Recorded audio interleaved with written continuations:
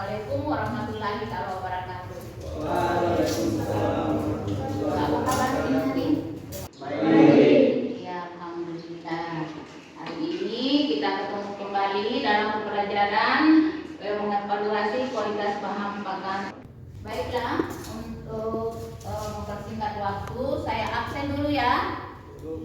Ya, Muhammad Afdal. Kemudian Muhammad Zubair.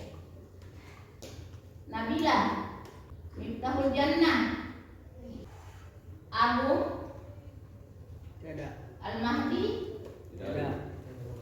Rahmat, Syafira. Teman, sebelum kita memulaikan pelajaran kita berdoa menurut keyakinan kita masing-masing. Berdoa dimulai. Baiklah, sebelum kita memulai pembelajaran terlebih dahulu, saya akan menguraikan sedikit tentang uji pakan ternak. Nah, sebelum kita mulai, saya dulu menyampaikan dulu ya tujuan pembelajaran. Tujuan pembelajaran hari ini yaitu mengelompokkan jenis bahan pakan berdasarkan bentuk fisiknya dengan tepat. Kedua, menganalisis jenis-jenis bahan pakan berkualitas berdasarkan bentuk fisiknya. Kemudian yang ketiga, melakukan uji kualitas fisik bahan pakan dengan memperkuat hasil pengujian dengan kajian literatur yang tepat.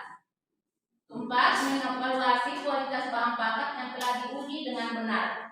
Kelima, membuat laporan pengujian bahan pakan dengan kreatif dan benar.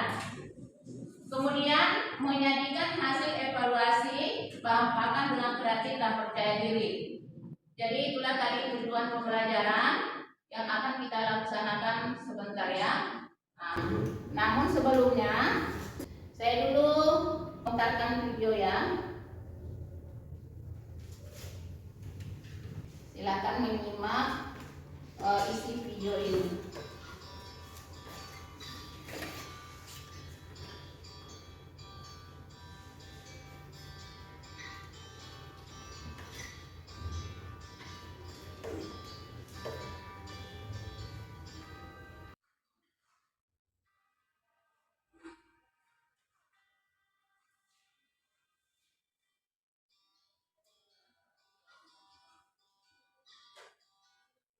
Nah, itulah tadi PowerPoint yang saya sudah tayangkan gambaran secara singkatnya. Adapun masalah materi ini tentang bahan pakan. Kalian kan sudah tahu apa itu bahan pakan. Iya, bahan pakan ternak terdiri apa semua? Ternak unggas terutama bahan dasarnya. Siapa yang tahu? Salah satunya jagungnya, apalagi? Iya, apalagi? Onggok, apalagi? Tepung, ikan, ya tahu? Bungkil, bagus. Apa lagi? Apalagi bungkil apa? Bungkil kedelai?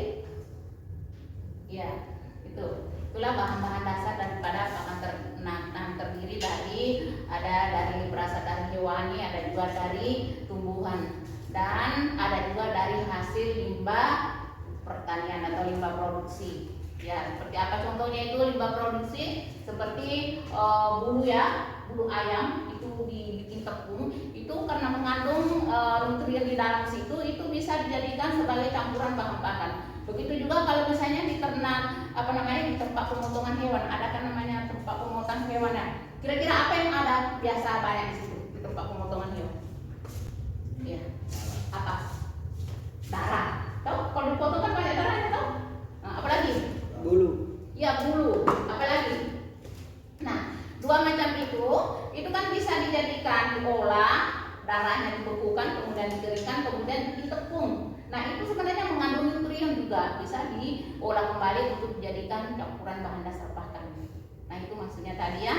Jadi untuk materi kali ini mengevaluasi daripada bahan pakan, apa yang harus kita lakukan nanti itu, kenapa kita harus melakukan uji pakan? Karena kualitas pakan itu mempengaruhi daripada produksi ternak kita.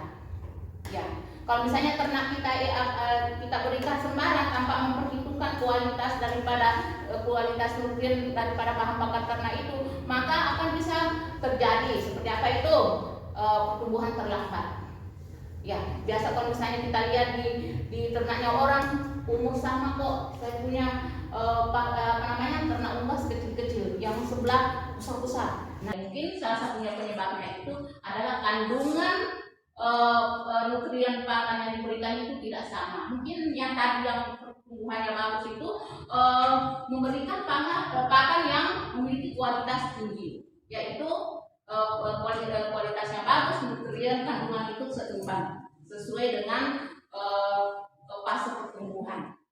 Nah, untuk itu supaya usaha ternak kita itu berhasil sesuai yang diharapkan, maka perlu diperhatikan ini kandungan nutrien pada bahan pakan yang akan diberikan pada ternak kita. Ya. Nah, salah satunya yang perlu kita lakukan yaitu uji bahan pakan. Nah, yang biasa dilakukan para petani ternak itu yaitu uji bahan pakan dengan menggunakan metode organoleptik. Apa tuh, siapa yang tahu metode organoleptik? Yaitu memanfaatkan indera kita, mata kita, hidung kita, lidah kita. Nah, dari situ mata kita itu nanti akan mengamati.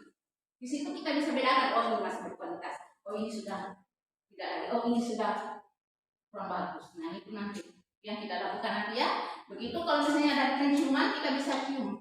Jadi kalau masih hasil penciuman kita itu masih sesuai dengan khas daripada bahan pakan itu, berarti masih berkualitas bagus. Kalau sudah lain, misalnya tepung ikan kita cium, tetapi baunya seperti terasi, arti sudah ada apa-apanya di dalam. Itu perlu kita ketahui. Gitu. Baiklah, sebelum kita saya berikan kesempatan untuk ini menganalisis daripada pakan ternak, saya memberikan juga link ya untuk kalian pelajari sendiri. Nah, sebelumnya itu saya bagi kelompok dulu. Safira mana? Rahmat. Ya. Nah, Nabila Muhammad Subair itu kelompok 1 ya. Kemudian Muhammad Afdal Miftahul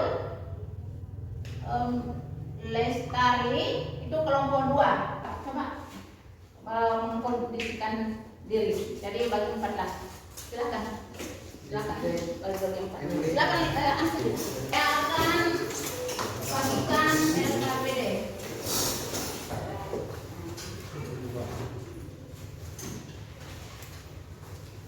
Silakan keluarkan HP-nya.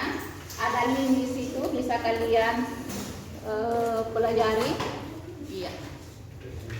Nah, di sini kalian membuat suatu pertanyaan, kemudian didiskusikan untuk nanti kalian mendesain suatu proyek.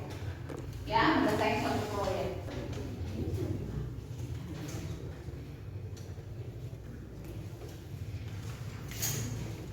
Ya, ada di situ ya. Setelah nanti ini sudah mendesain daripada proyek, yang rancangan proyeknya, kalian nanti saya akan persilahkan untuk naik ke depan untuk mempresentasikan hasil desainnya.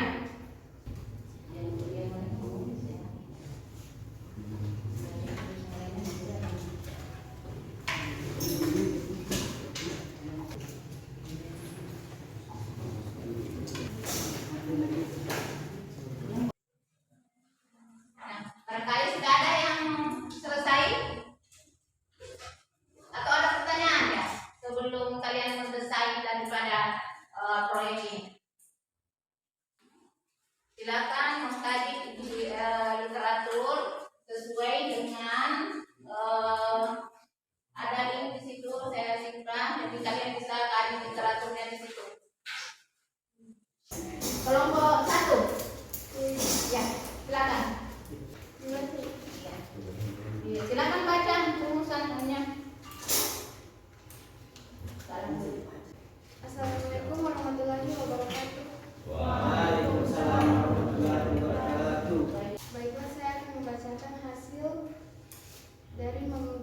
pakan dengan metode organoleptik.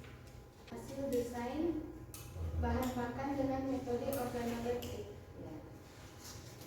Bahan-bahan yang akan disiapkan: tepung jagung kuning, dedak, bungkil kelapa, tepung ikan, dan lain-lain. Alat yang digunakan: kertas dan mistar. Kemudian langkah-langkah yang bertanggung jawab kelompok ini siapa? Namanya siapa? Sebutkan dulu ya. Tahu jana. Ya, tulisan di situ ya. Iya. Ya.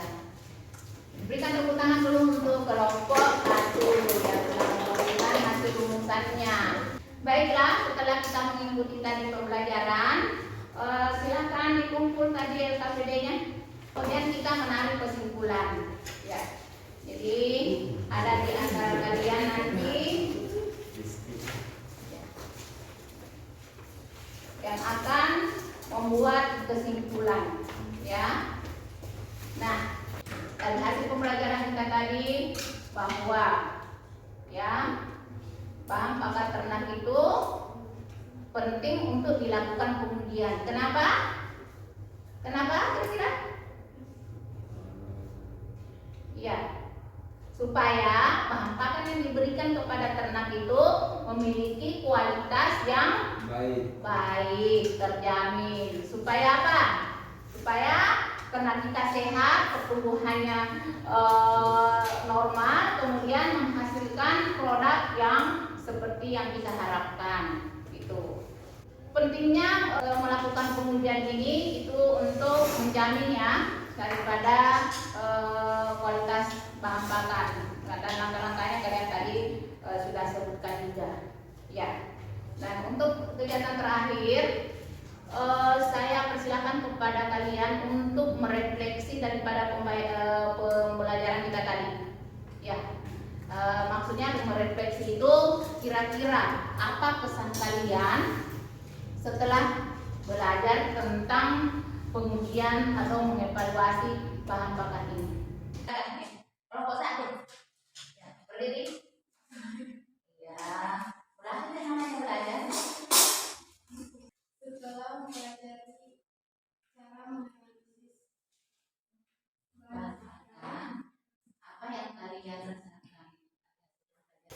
setelah mempelajari cara menganalisis bahan pakan, saya dapat mengetahui tentang kualitas ternak. Oh iya, bagus ya, tepuk tangan untuk temannya juga. Nah, setelah rangkaian demi rangkaian tadi, pembelajaran kita sudah selesai. Sebelum saya tutup, saya ingatkan kembali ya, kita akan bertemu di pertemuan kedua itu kita sedang melaksanakan proyek yang kalian selesaikan. Iya, jadi mohon dipersiapkannya pada pertemuan berikutnya kita sudah melakukan uji bahan pakan dengan metode organoleptik.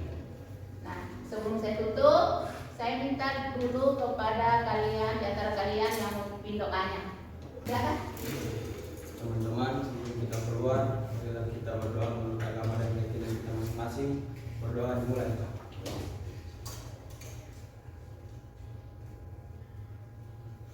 Berdoa selesai. Alhamdulillah, saya ucapkan, kita semua ucapkan, setelah pembelajaran tadi selesai, semoga ada manfaatnya bagi kita semua dan tetap semangat mengikuti pembelajaran berikutnya demi untuk menata masa depan kalian. Insya Allah bangsa menunggu kalian. Ya, itu. Terima kasih. Assalamualaikum warahmatullahi wabarakatuh. Waalaikumsalam warahmatullahi wabarakatuh. Terima kasih.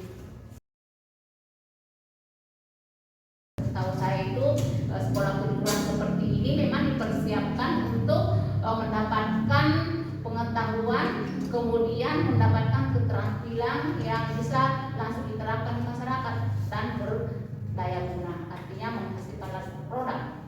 Yang namanya saya sekolah produk ya. Jadi begitu nanti kalian keluar dari SMK ini, kalian sudah bisa membuka satu usaha. Dengan pengalaman-pengalaman kalian, dengan pengetahuan-pengetahuan yang sudah kalian tadi, itu bisa menjadi dasar.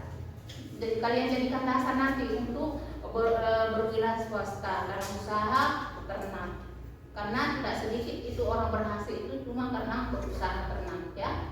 Ya, apabila dikelola dengan baik itu usaha itu juga menjanjikan. Ya.